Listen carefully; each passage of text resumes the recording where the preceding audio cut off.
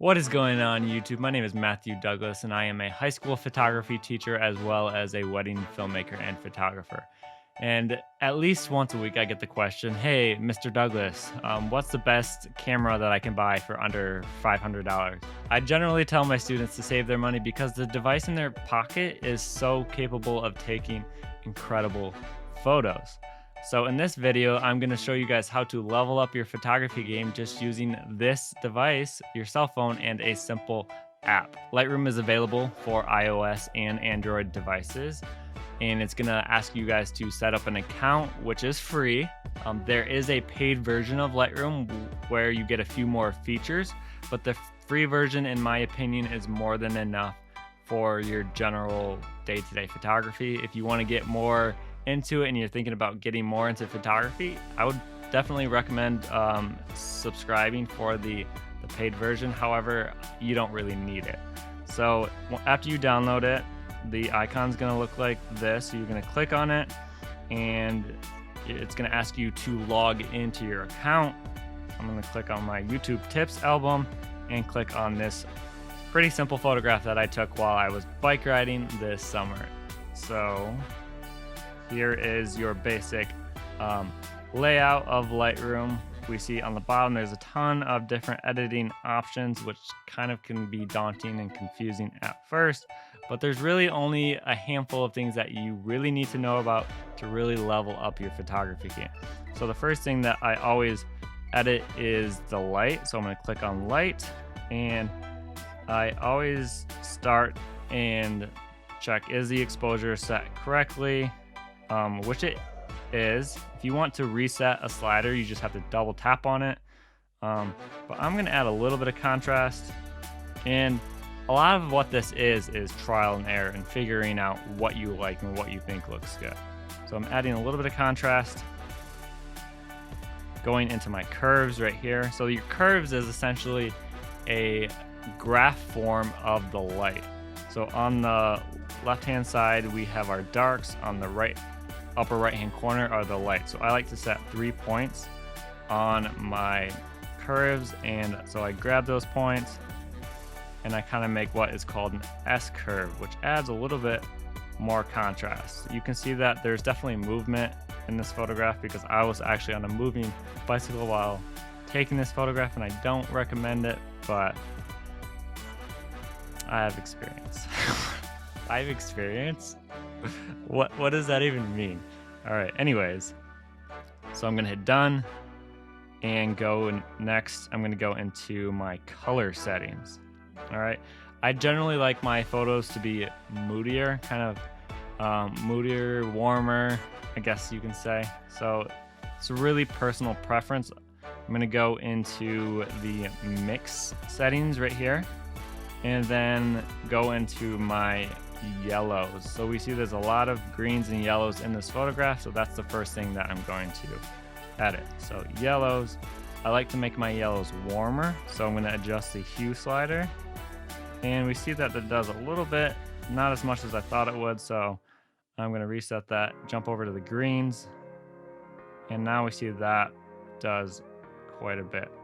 So my greens are a little bit too saturated, so I'm going to turn down the saturation and make my greens a little bit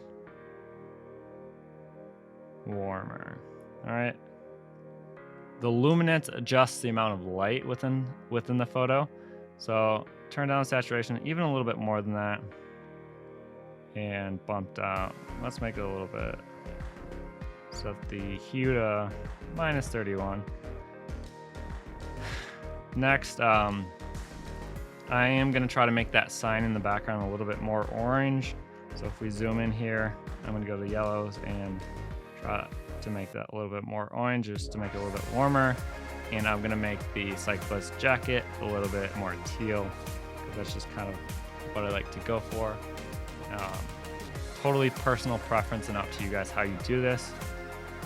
So I'm going to go, you click on the screen, it will get out of that setting. So I'm going to click back on color to look at it full screen.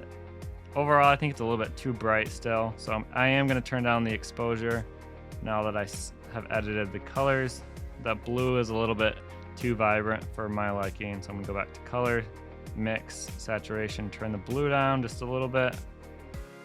We pop the saturation up, go back to color, turn up mess with the temperature now. All right, so I like to add a little bit of warmth to the photos just to give it a little bit of a warm feeling.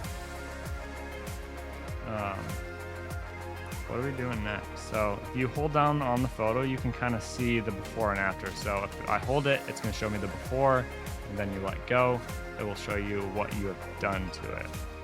I'm going to go back to the light settings and see if I want to mess.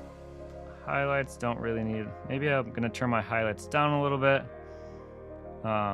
Shadows, turn my shadows down a little to -30. And then I'm going to bring my blacks down a little bit just to even add a little bit more contrast. I think my greens are still a little bit too green for my liking, so I'm going to go back to color, mix the greens. Here's a tip: if you click on this thing right here in the center, this is actually a color selector. So I'm going to click on that color selector, make sure hue is highlighted, and click on the green. And if you hold, you can swipe up and down on your screen, and that will change. You can see that the numbers of the yellows now and the greens are changing.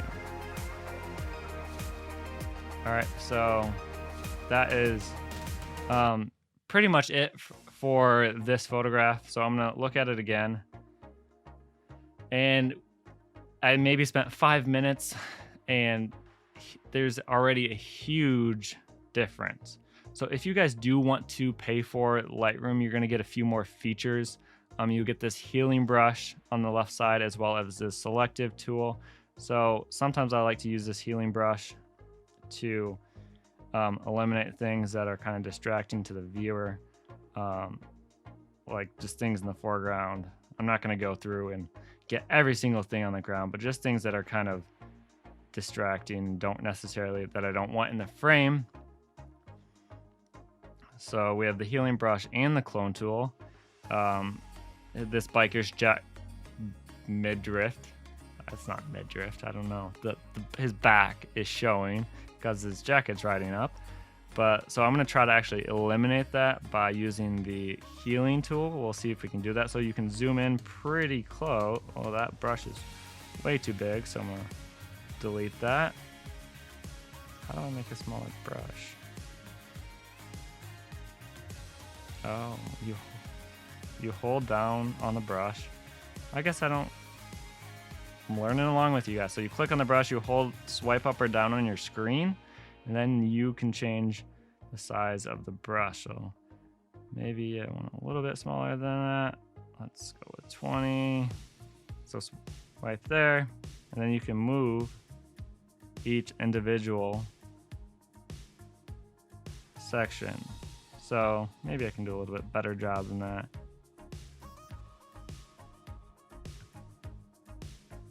And then we can move the target point, right? So you can move both of these boxes. So that's the benefit of paying for it. You definitely get more features, but you don't have to have that. It's very like nitpicky and not necessary. But now that eliminated that jacket riding up. And here is our before, and here is our after. Thank you guys for tuning in to today's tutorial. Wow, that's a mouthful.